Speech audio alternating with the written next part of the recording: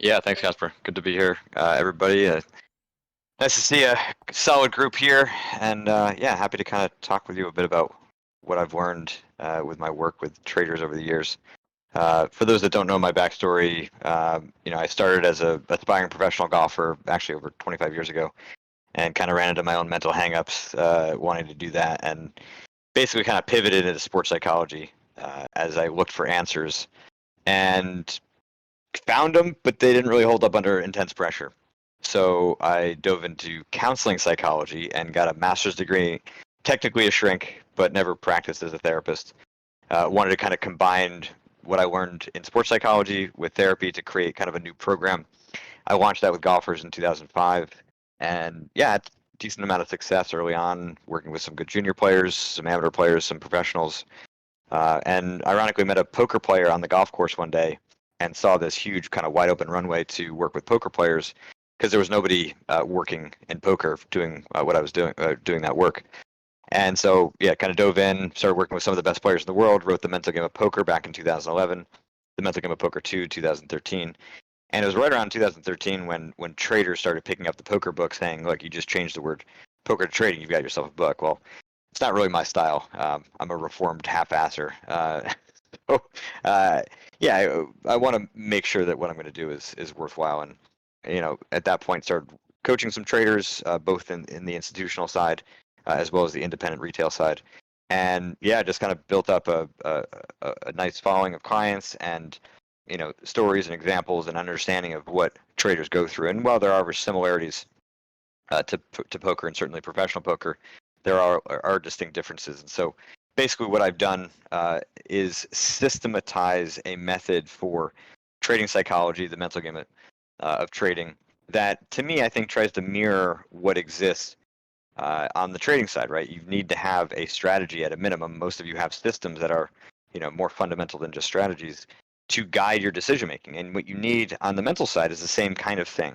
There are a lot of great psychology books out there. Many of them are fantastic, and they talk about elements of trading that I do not, and they are essential to understanding the nature of this game.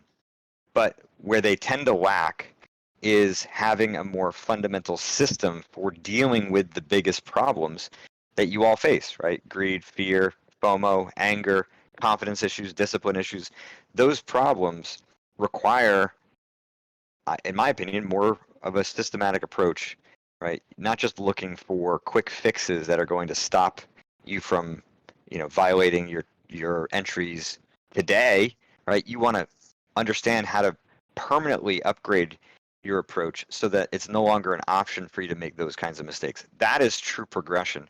And many of you are stuck because you keep making the same mistakes over and over again. And like learning more about trading, learning more about systems, new indicators, etc., right? I'm not saying that's bad, but if you're not actually, solving the mental side or the emotional side to what is tripping you up, then you're really only kind of capturing one half of the equation. So that's the system I've developed. It's, like I said, kind of born in golf, honed in trading, or honed in poker, and then really, kind of taken to another level in trading and with the mental game of trading. So I'm going to obviously answer questions that you all have either about the book or about my work or problems that you're all facing. I did want to talk about one particular topic that came up in an interview that I did recently, and I thought that it was, I think kind of a good way to kind of kick us off today, which is the idea of handling losing and why so many of you have difficulty just dealing with something that is truly fundamental to this game. This isn't like sports where you have more control of your results in the short term. Losing and variability is baked into most professional sports. There's a great video of Michael Jordan talking about how, he missed 26 shots at the end of games, right? Games that he makes, they win. He lost, I don't know, something like 300 games in his career. The point is, right, in any sport, there's a lot of losing that happens. But the element of control in those sports tend to make it a heck of a lot easier to deal with. So in this regard, poker players and traders, I think you have an even greater demand in the short term to develop your own metrics for how you evaluate yourself day to day, how you evaluate your performance. Because if you rely on short-term results to measure your progress, to measure your performance, you're going to drive yourself mad. And I think a lot of psychological mental game issues, come from, kind of a lack of acceptance, a lack of understanding, of that kind of basic, you know, reality that, and I know none of you don't understand that intellectually, but there are different ways of kind of framing it. I think I was on another actually interview with Pax Trader, for those who follow him on Twitter. Great guy, very, very well experienced, an incredible amount of experience. And he called it, that losses in trading are just business expenses. And I've, talked about it in a similar way like that. The bottom line is losses are an inherent part of this game.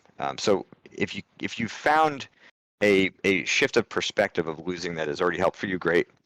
But if that hasn't worked, then we really need to start to get deeper into the underlying reasons why you would not accept that reality, why you would reject and succumb yourself to FOMO when you've had a couple losses, and maybe one loss was actually not an actual loss, but a paper loss from a trade that you didn't take because those prior losses kind of let you a little butt hurt. And so you stayed on the sidelines for the third one, and then of course it pays off. And so now, of course, you're feeling the missing out of that profit that would have maybe, at least gotten you back to break even on the day. And so now you force an entry prematurely, right? Those kinds of mistakes that you are compelled to make, whether it's from FOMO, whether it's from anger, right? A lot of you hate to lose, right? You're very competitive, and the feeling of losing is just bad. It's hard to tolerate. There's a theory called prospect theory.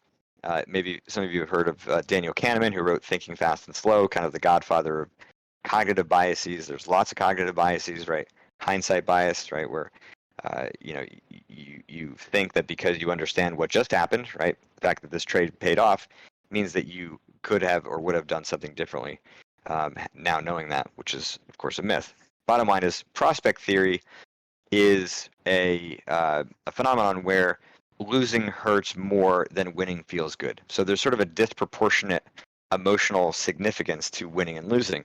And so what happens, right? Losing hurts more, and so the pain of losing is more significant. So you will do more things to try to escape that pain. And of course, it's not, kind of equally or commensurately rewarded when you're doing well or winning.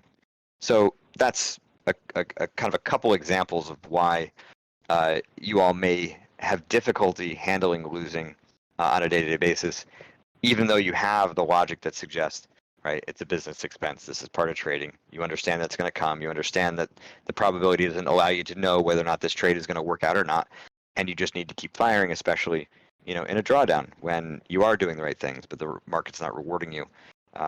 So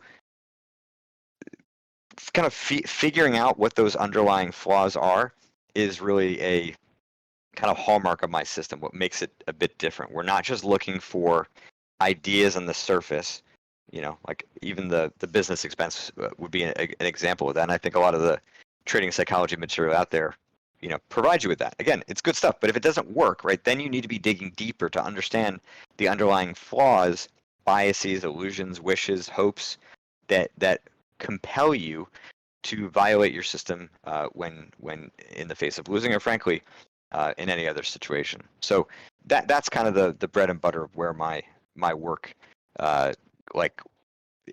is geared towards. And the analogy that I would give you is if you're walking down the street and you started to feel pain in your shoe, right? That probably would get you to at least stop and take your shoe off. Pain in your foot. And, sit down, take your shoe off, and see what's going on. And then let's just assume it was basic, right? There's just a freaking rock in your shoe, and so you're experiencing pain because the rock was there. So the question is is the pain the problem? No, the pain is the signal of a problem. Now, in this case, it was just a rock. Maybe it actually was something wrong with one of the ligaments or tendons in your foot. Point is, the pain orients your mind to solve the problem causing the pain. Anger, FOMO, fear, greed, confidence issues. By and large, discipline issues. They are all signals of a deeper problem. Now, that doesn't happen at all times. As I said, sometimes the issues you're facing are, quite a lot more basic and they can be solved easily with the right perspective. If that's not the case and you are stuck making these mistakes again and again and again, you need to change your perspective on how to solve the problems. You need to start looking for the rocks that exist in your mind. And yes, it is more complicated to do this. Book lays out the process to do that, and I'm happy to go through, as questions come in. But the point is, that's the work you need to do. You need to make things more complicated so in the long run, you can get the motherfucking rocks out of your shoes, right? Out of the back of your head, and you will stop reacting in the way that's causing you problems, right? The FOMO and the greed and the fear and the anger. I'm not saying they're going to disappear entirely, but they will uh, only show up in situations where, they may actually be accurate indicators of something that you can use and trade on, right? Sources of intuition. But we don't want them rising in a way that causes you to violate your system. We want them rising in a way that helps you to accentuate and heighten your abilities to trade. And to get to that point does take more work than many of you are accustomed to in the mental game, right? A lot of people, they don't want to deal with it because, dealing with psychological problems means there's something wrong with you, or they're just, psychobabbly BS and who knows what the hell value it is. Those of you who are here, you probably have some uh, basis of interest in this at least. So yeah, there's a lot of reasons why not to dive into it, but the main point is that the process that I've developed walks you through it in more sequential ways than many of you are used to, and I think in the long run that makes things a lot easier. Yes, it does make it more challenging because taking things out of the back of your mind is not something that you're used to. So it becomes like a skill like anything else, and you will get better the more time and effort you put into it. All right, so that's it. Rant over here. Happy to answer any questions on any topics related to the mental game, anything about the book. Yeah, fire away. No, I think you made some really good points. People, go ahead and start raising your hands. Now, if you don't know how to raise your hand in the AMA, you can at me, and then I'll bring you up on stage. I know some people may have never been in these, but I think you made a really good point on making the process of handling psychological issues more mechanical through like a system. Because as traders, we all have systems, like you said, but few people develop a system for the way they think, and that is a really good way to put that. So I just wanted to highlight on that. Claire, I saw that you just requested, but it went away. Oh, there it goes. Yeah, I'm gonna invite you up. Hey Jared, a huge fan of your work, both the poker and trading book. Uh, your book does talk about the importance of developing a consistent routine and sticking to it. How do you think that traders can ensure that they're sticking to the routine and not getting caught up in the excitement or impulsivity of the market on a daily basis? Yeah, great question, and yeah, it's great that you've been diving into the books. Yeah, I mean, I think at that point, what you're dealing with, right, is just another place where emotion can kind of cause problems. So, right, we want to try to clear out as much of the emotion that exists within the trading day. But here you're talking about the excitement that may come pre-market and kind of just wanting to open up. I don't know, depending on what kind of trading you're doing, but opening up charts before you've actually even kind of done your analysis. And so what I would do is work the same system on that particular spot. And yeah, maybe the problems there will be unique, not something that show up during the market, or maybe they actually connect and you'll find an underlying problem that may actually cause you to have some issues in the market as well. So the point is, right, it doesn't really kind of matter where these sort of performance issues show up, right? I mean, we can consider your warm up or your routine a performance as well, right? And if it's breaking down in some way, especially because of excitement, then that's a problem that can be solved using the system itself. So maybe we'll just kind of use you as an example here. You mentioned some excitement. In what specific way does that excitement kind of arise? Like, what are some of the thoughts that come to mind that are going to force you to violate that routine? I don't think it's anything specific, but I do notice that like more of the past days PNL changing up the routine. If it's winning, I'll keep doing like I try to end the day blue, but occasionally whenever you do have a red day, I change it. I try and be like I feel like my analysis takes a downgrade whenever I have a red day, but on blue days it's on par, like almost at least B game, sometimes A game level, but like it downgrades a lot based on the past day's PNL, especially if it's negative Okay, and it didn't so hit a goal.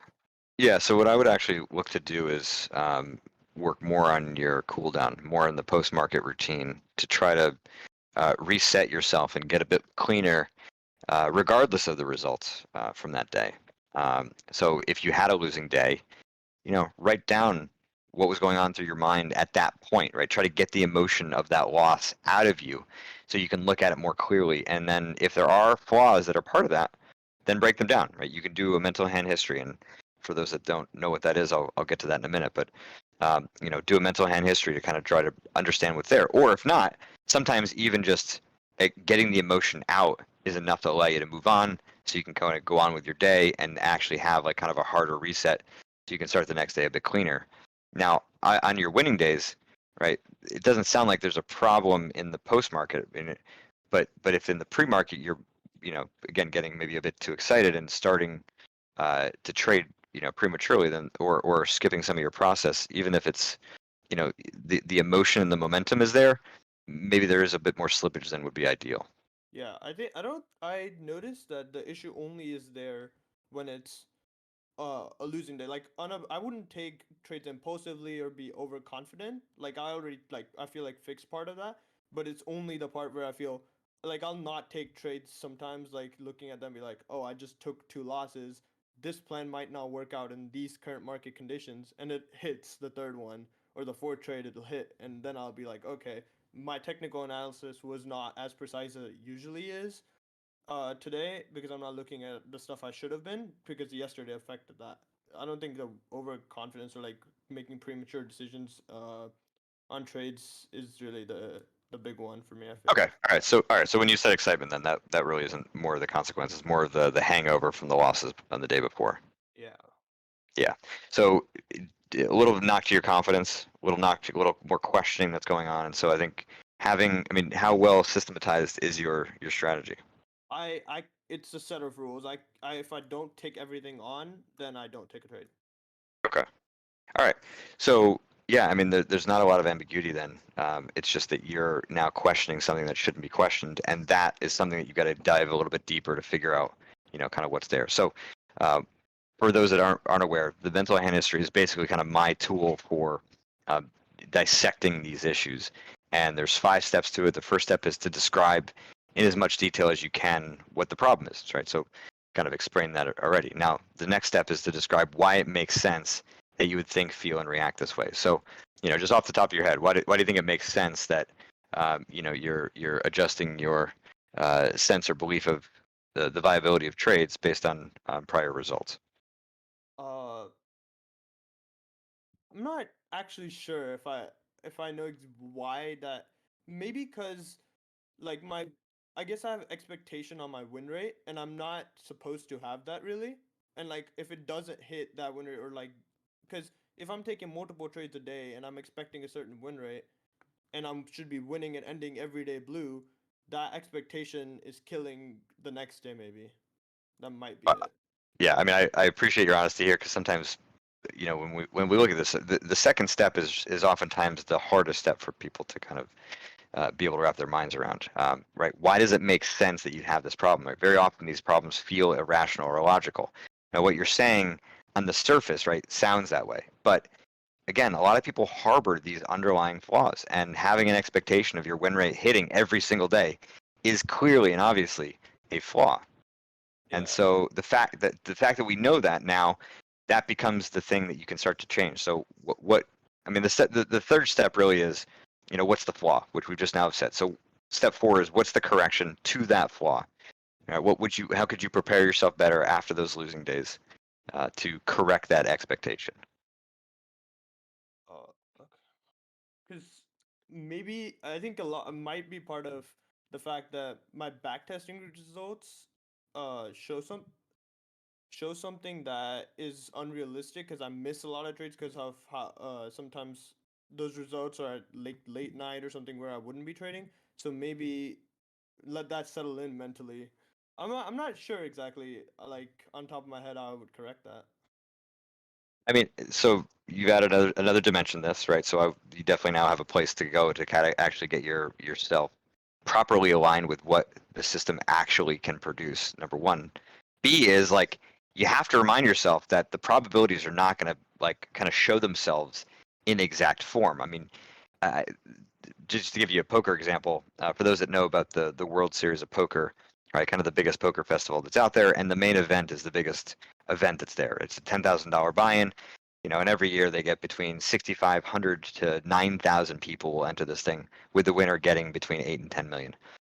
To win the main event is apparently the equivalent of flipping a coin and having it turn up heads 20 times in a row. So you can be a good player, but you got to get butt ass lucky. The bottom line is right. That kind of variability is just baked into trading. So yeah, you just start the day understanding that the probability of you actually hitting your exact win rate today is actually probably less likely than not. So what is most likely to happen today? You know, whether you win or lose, you should be defining yourself much more on your execution, not on your P&L, not on, you know, the win rate, because the win rate you have less control of, but the execution you do. Okay. Yep. All right. So if you start the day out from that perspective, then yeah, anything else is will certainly add to it. All right, you got it. Who's next, Casper? Yeah. Does anybody else want to request? If you don't know how to request, I can just invite you. So just at me. Yeah, and by the way, I mean, I chose to kind of go a little bit deeper there, almost like a mini client session. We don't have to go that deep. If you just have, you know, kind of a standalone question, I'm happy to do that too. I want people to feel like I'm gonna, you know, kind of throw you on the couch here and dig in, unless you want to. Yeah, that was super in depth. I mean, that's pretty cool. I just, again, I like the systematic process there. One question I have, or actually, I'll let Elon come up here. I'll wait for mine. Okay, there we go. So people are getting invited to speak. Okay, Elon is first, then Chapo.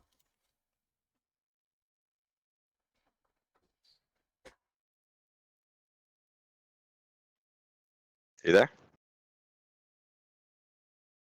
Elon, we can't hear you. You might need to go to voice and video and change your mic settings. Oh.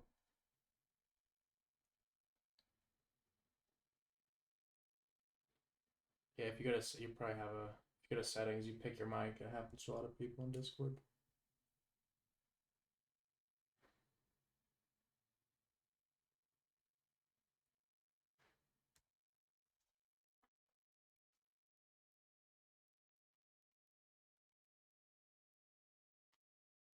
Well, there you went. Okay, I'm gonna bring Okay. Chapo on. We got one more after him too. Chapo, what's up, man?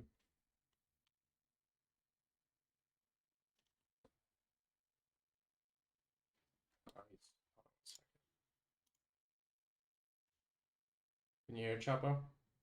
Yo, Casper, what you saying, my G? What's up, man? How you doing? How you doing, bro? You good? Yeah, happy Hey, to see you here. yeah, man.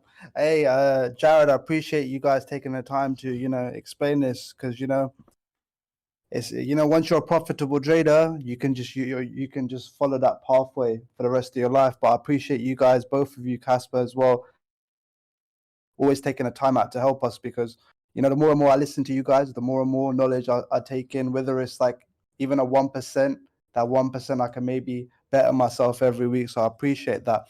The one question I wanted to ask you was it's not really in terms of risk management. I want to ask you a personal question. I wanted to ask you like, what was I know everyone has their own strategies and stuff, but for you personally, what was that strategy that you first started to follow on to get you to that profitable state, and what's the story behind how you managed to get to that level? Yeah, so I'm not a trader. I mean, yeah. No, so certainly have, you know, Sorry, investment my bad, man. investment My bad, Pastor. No, it's all good. It's all My good. bad, I mean, bro.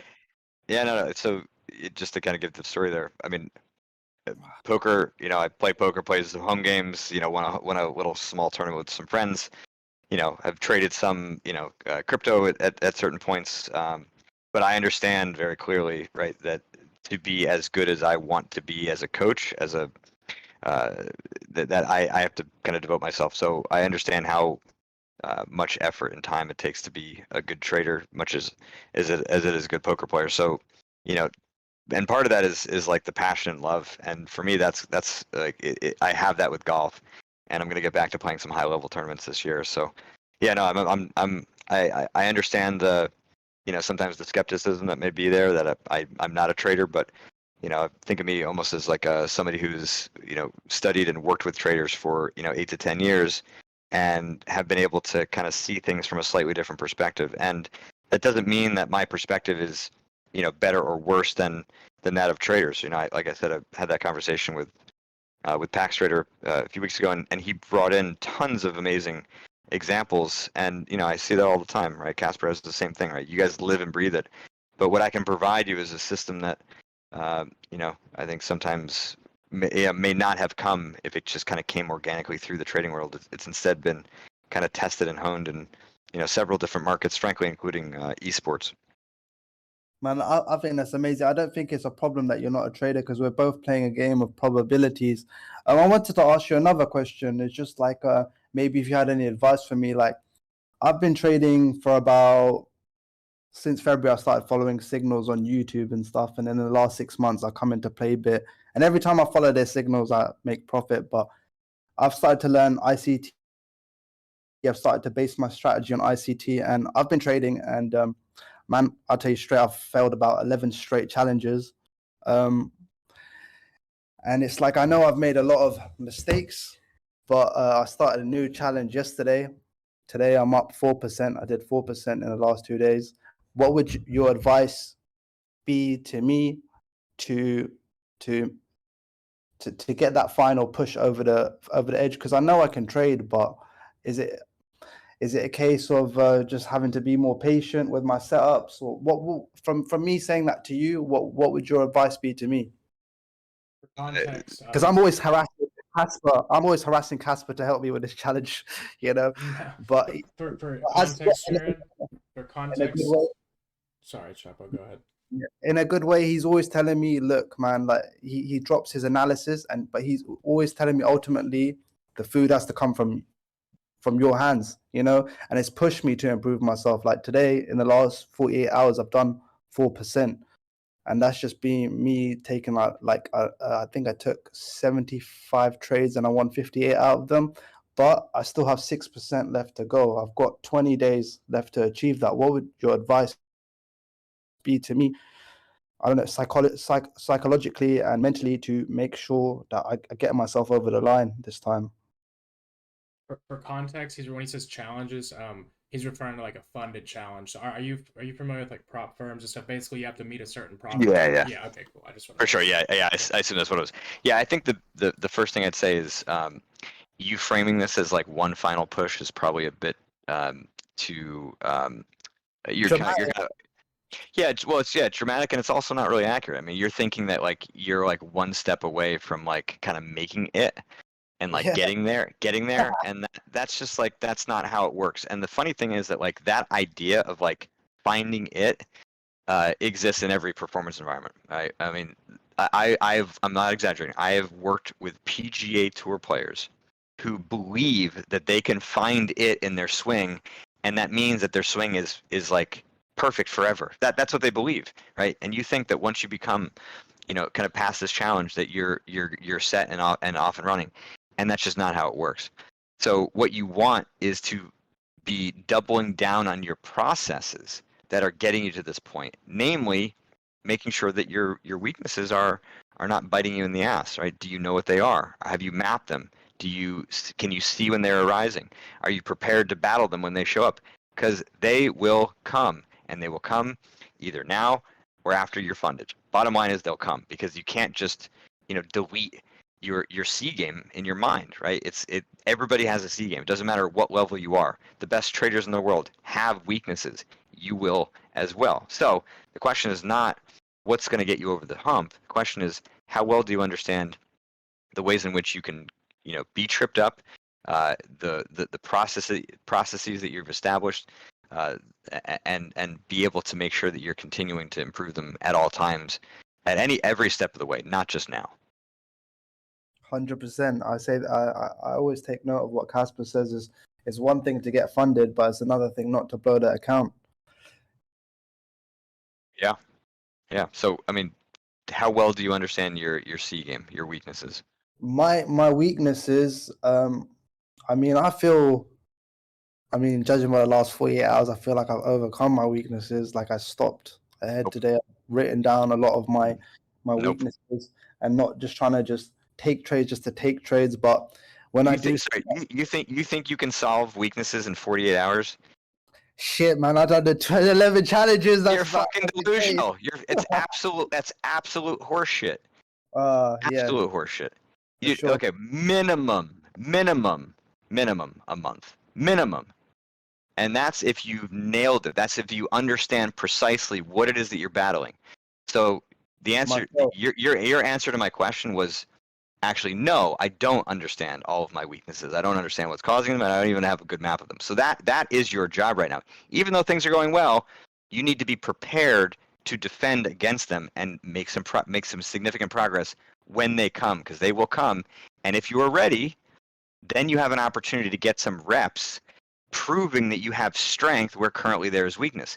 If you go to the gym and you're trying to lift weights and you're trying to lift, let's say, 100 kilos, right? Bench pressing 100 kilos, right?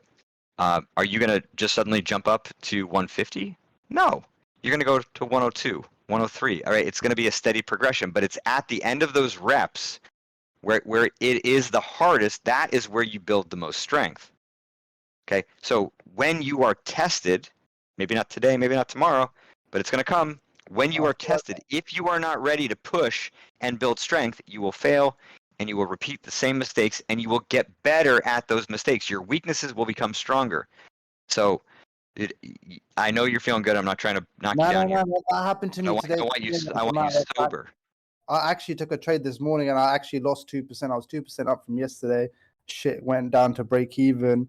But then I think I actually broke my rules a bit, to be honest, because it's like I've got it written down 1 to 2% a day, but it was like I had to get that 2% back. Then I wanted to make more. And it was only when I really got to halfway, I thought, yeah, but that overdoing it, that over trading it I think that's my biggest battle, knowing when to just stop. And the way that I've been trying to kind of deal with that is I've opened up a paper trading account just to kind of keep my mind active in the sense, but not trying to like shit on my doorstep by over trading and like that, not trying to hit too much. So you've defined one of your problems, but you said you think that is your biggest problem. You cannot think. You have to know. That is my biggest problem. Okay. Sure. All right. Sure. Well, then map out some really good understanding of where it's showing up, why, what's causing it, and what the corrections are. If you don't have that, you're not prepared. For sure. Thank you, bro. I appreciate that, man. You got it. Hey, Casper, thank you as well. Everything you're doing, dropping them signals, that EU trade today, I like it. Got a little nice, 0.25%, 0.5% off that. So thank you. Of course, man, and thank you for coming on and ask questions. I think that a lot of respect for you too, because it takes a lot to come up and say that, like that you failed challenges. Like a lot of people don't do that, so a lot of respect. And I think there's probably people listening that benefited off that would not ask those questions. So, but now I'm glad you heard the same thing from Jared, because that's the game. The game is all psychological, and Jared's really giving you guys a shitload of value right now, and that was a great example. So I'm super happy you came up. I appreciate you, Chapo, as always. Much love. Yeah, sobriety is an important one. And I say that not from alcohol, but I mean that from a bit of delusion, right? So if we look across the Western world, roughly 70 to 80% of people are overconfident, right? They're overconfident about their intelligence. They're overconfident about their their skills, their sense of humor, their level of attractiveness. And so, yeah, a lot of traders come into this game thinking that they're better than they are and think that they're closer than they are. And that's not to say that Chapo's not, but you have to be sober and understanding that the time and effort and repetition it takes to build skill is way longer than most people realize, right? If you were to read a book, my book, or a book on personal training, like to go into the gym, you would never read that book thinking that it's going to give you muscles. And yet people believe that reading my book gives them muscles, and it's not true. It provides the system. It gives you a plan for how you can build muscles.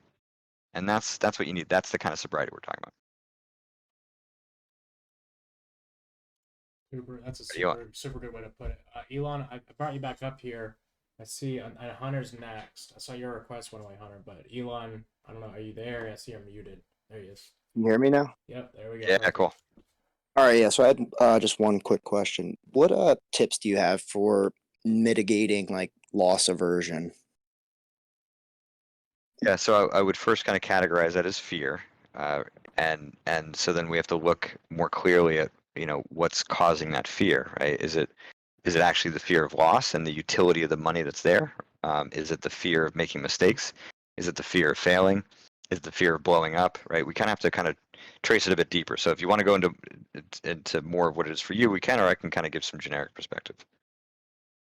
A more generic perspective, because I feel like all those were kind of applying to me.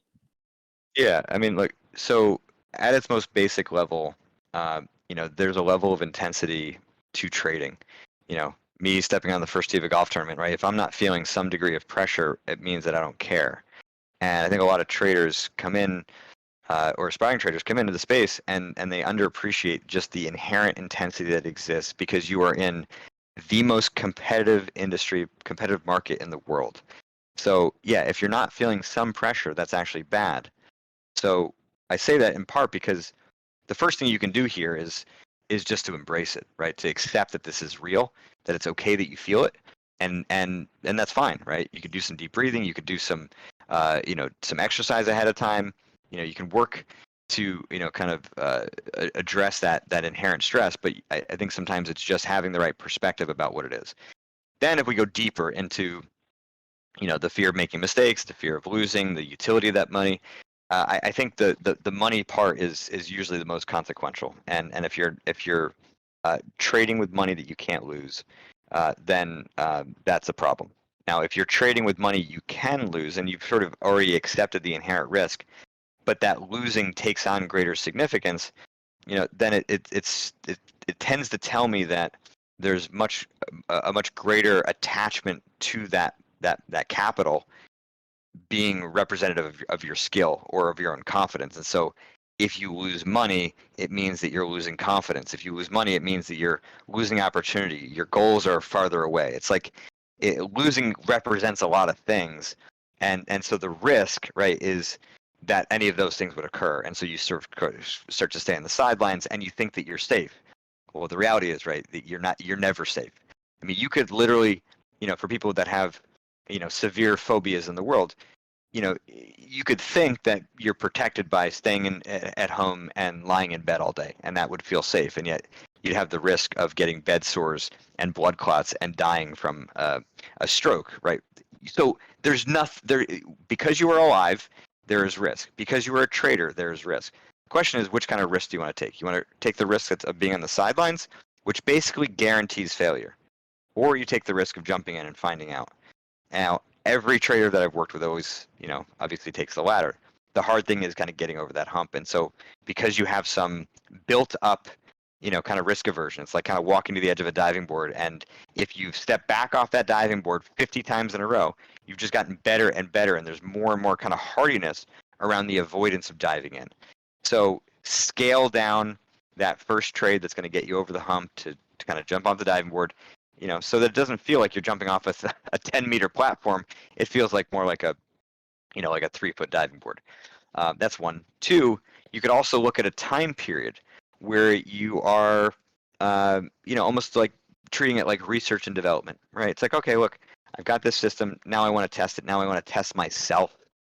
System's proven. Now I need to prove myself. And so you're going to allocate a certain amount of capital to that project, and you're going to make it a little bit easier, feel a bit freer, take away a little bit more of the sting around losing, because it's just about beta testing and seeing, you know, how much you can kind of improve here. But sometimes reframing what that test looks like makes it feel a little bit less real, less consequential, and gives you the opportunity to build up skill of acting, not the skill of staying on the sidelines.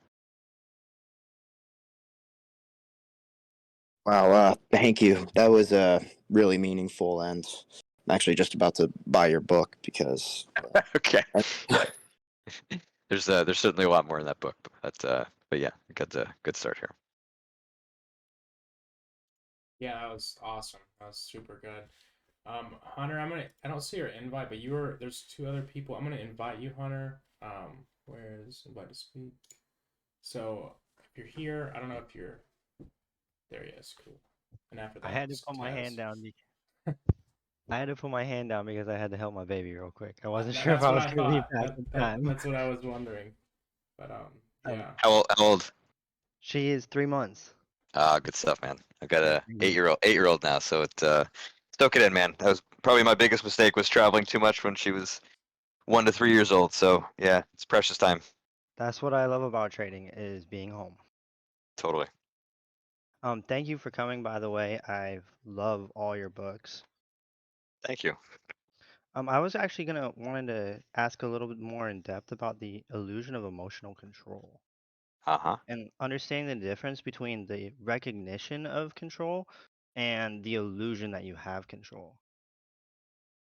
I mean, I think the biggest way that shows up is, so for those that aren't familiar with the concepts, the way it shows up most is that people think that they should have control of their emotions at all times. And that's an illusion, because when your emotions are too high, they actually have the power to shut down the part of the brain responsible for emotional control. Okay, I'll say that again because it can make people's heads a little squirrely.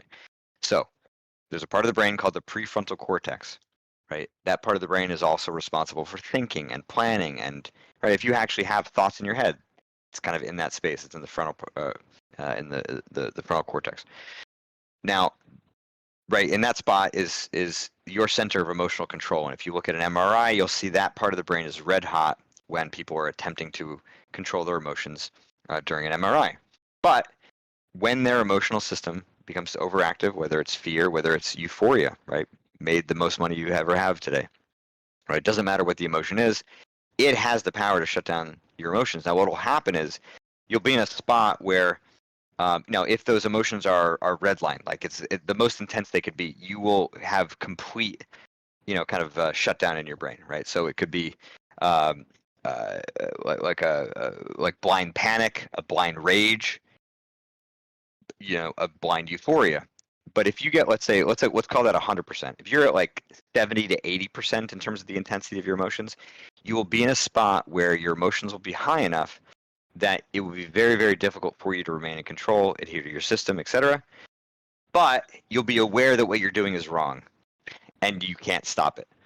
And so a lot of people have a very, very hard time dealing with that scenario because they believe that they should be in control when they actually can't, because the part of the brain responsible for controlling emotions has already been compromised so much that they're unable to. So that's kind of a general perspective. But Hunter, I mean, I don't know, does that answer your question? Or do you have something Yeah, more that's specific around that? perfect. No, that's absolutely perfect. Okay, all right, cool. Cool. All right, Tez, I'm gonna invite you up right now. So, I mean, massive amount of value. I just want to say I appreciate you, Jared. This is dope. Yeah, man, you got it.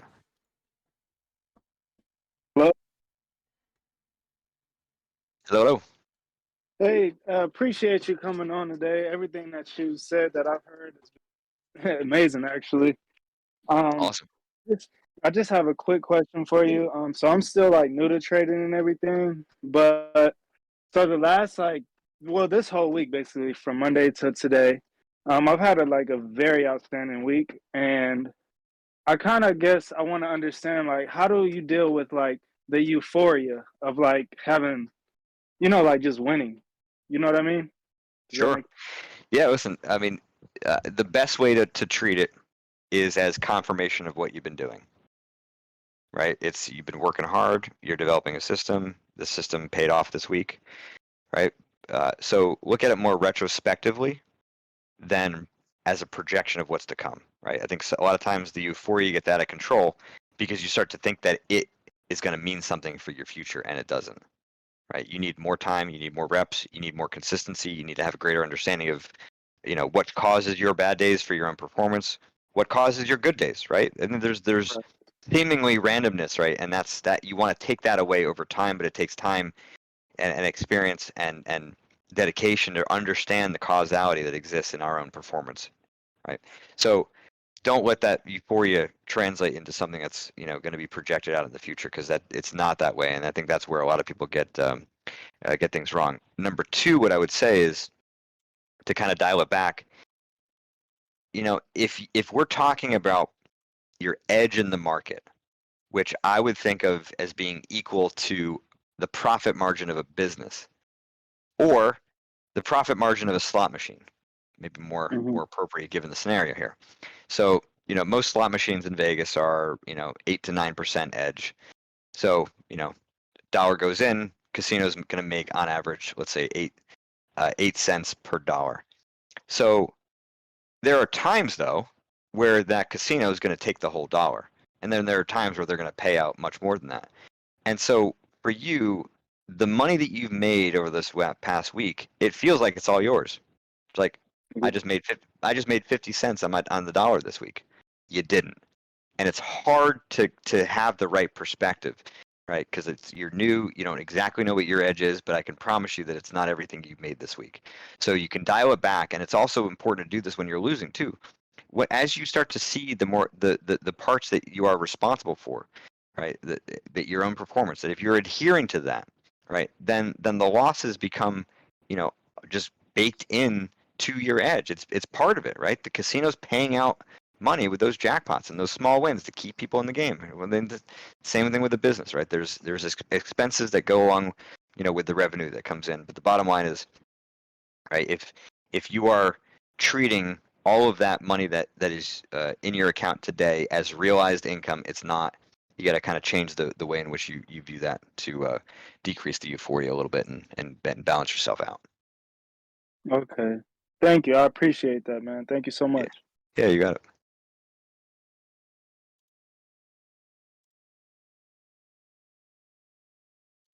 Hello again, Jared. I actually kind of wanted to make a correction on what I said earlier. Maybe I think changes the entire thing up. Where I look back at my journal and I'm seeing that okay, it's none of that. When I write stuff down, it's not exactly what I think is the issue. That's not what I'm writing down. That's not what's showing up. It's none of that. The win rate stuff is part of it, but I don't see that nearly as often as I guess comparison, which I'm not sure if that's I don't know if that qualifies as FOMO or could be a reason, if that's even a valid reason to be on a C game. But Like comparisons to other traders. possibly, but like what I'm writing down is like, okay, these are some of my mentors, and I'm like looking at them, and I'm like, they should, because I'm in some of the groups with them, and I see them posting their trades as well, and I'm seeing my trades, and I'm like, I know I could have caught that trade because my system allows for it too, but I missed that trade, even though he caught it, and then on top of that, whenever I do end up having like, okay, I missed this trade, which was supposed to be a win because I was doing something else, or I wasn't paying attention, or I wasn't confident, and I see someone else catch that same exact trade which fit my system and it pays off. On top of that, I don't even know if that's a valid reason to be on a C game, but it does end up putting me on a C game sometimes when I see, oh, this guy caught all the tops and bottom here, even though I guess I could have, but I didn't because of XYZ reasons. So every reason that is correct is valid, whether it seems reasonable or irrational. It doesn't matter, right? The bottom line is what is the cause for you. So if that's what it is, then yeah, part of this could be a confidence thing, right? It could be more practically just like reframing it, not in terms of like I should have done X, but instead of like how can I do that next time, right? And really understanding why it is that you missed it, what was missing, what the mistakes were, and what was causing that. Again, get to that deeper causality. That's how you're going to clean this up and be able to execute. It could also be a little bit of a confidence thing in terms of feeling less than when you're not maybe expecting a little bit too much of yourself to be on their level right now when like I talk about this in the perfectionism section of the book, where these expectations can kind of hover over you, putting more and more pressure on you rather than looking at more from a goal-oriented aspirational standpoint, which will change the nature of how you build confidence over time, right? Expectations, they're great for motivation, they're terrible for confidence building. So that kind of self-reinforcement of feeling like less than is making you feel like a weaker trader, which then is going to make it more likely for you to not take those trades, right? Because if you have less confidence in yourself, you have less confidence in your system. And if you have less confidence in your system, guess what? You're going to miss them. You're going to miss some trades, right? Because that confidence isn't there. So I've said kind of a few brainstorming ideas there, but does that make sense? Yeah. So would you recommend something like journaling? Journaling. What specifically would you recommend? I guess like what's my first step? You think would you recommend to start that removing that removing expectation from confidence completely? I guess. Check out that section of the book. It's more complicated than a quick tip, but because you got it already, it's just go there. That's the best way to do it. Okay. Thank you. Yeah, you got it. Especially because we're running short on time. We got about another 5 minutes here, so maybe 1 or 2 more questions. Cool. I'm gonna get Basinga up here, and then I have one question. I think I was surprised nobody asked, but I'll let Basinga do it, and then we'll work things up. I appreciate it so much, dude. Cool. You got it.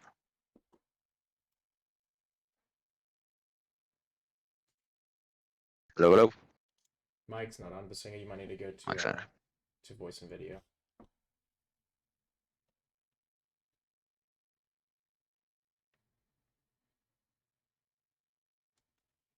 Uh-oh. There's Supreme Mod Basinga. He's on their team. Maybe you're just experiencing some fear. Can't get the words He's out. getting stage fright. Yeah.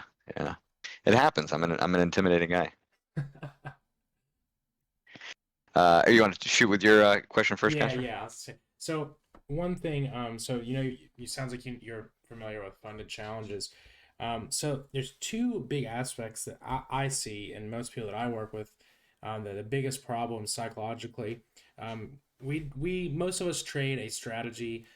This has goes by a lot of different names: smart money concepts, ICT, price action trading, and it's basically a newer strategy that, in a nutshell, it's almost like it's sold off as a Da Vinci Code, so to speak, as in it's kind of esoteric. It's a little bit like, I know what they don't know, and I think that can breed a very toxic psychological playing field for a lot of people, because they feel like they have to be right, or they feel like what they're learning is the way or is the only way, and they combine that with taking these funded challenges after they because when you go into a funded challenge, or even worse, when you actually get funded, I can speak from experience, your psychological issues are drawn to the surface with force. Oh, yeah. So I know that's kind of just more of an open-ended subject to go over, not really a direct question, but what would your thoughts or advice be for traders going through that? Yeah, try to make any part of the combine or even simulated trading feel like it matters, because at the end of the day, every step of the way is big. And so the more you can kind of add greater intensity to those earlier stages, you get to draw out some of the things that are going to show up, once you are funded, or once you're maybe close to getting funded, or whenever it's going to come out, it's going to come out. Get a little bit of some signals, kind of farther along the way that would be indicative of what you're going to struggle with the most, what challenges you're going to face. I'm not saying that it's going to be equal. It never will be. But you just want to kind of put a microscope on some of the small stuff that comes up. And if you do that, then you're kind of better prepared. But at the end of the day, once you get there, then you got to have a system and a process, and that's where the book can really kind of take things quite a bit farther in terms of systematizing your approach to those situations. Cool. No, I think that's a really good way to put it. I'll let the same guy, if his mic works, ask this last question. I know you got to go, so we'll wrap it Cool. up. Yep. Uh-oh. We can't end on a low note. If you want to type it in chat, Vasinga, if it's like quick, like I'm looking at chat on my phone. I saw where you said that you're on your phone and the audio wasn't working. Maybe one of those questions you can't really put. Nope. Vasinga is typing. Drum roll.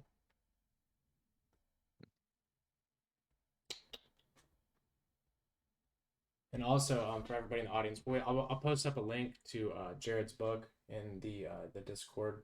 That way, I highly suggest you guys take a look at it. I know a lot of people, they just want to focus on the technicals, but I promise you, like, really putting some time into your psychological game is probably the most important aspect of trading, in my opinion. I mean, technicals are the easy part. And I'll also throw in a link to my website where you can download free worksheets. The books, I see somebody asking about that too. Just throwing a link to my website, basically just so you can know where to get any copies of it. You can get it directly from me. Yeah, if you want it signed, I'm happy to do that.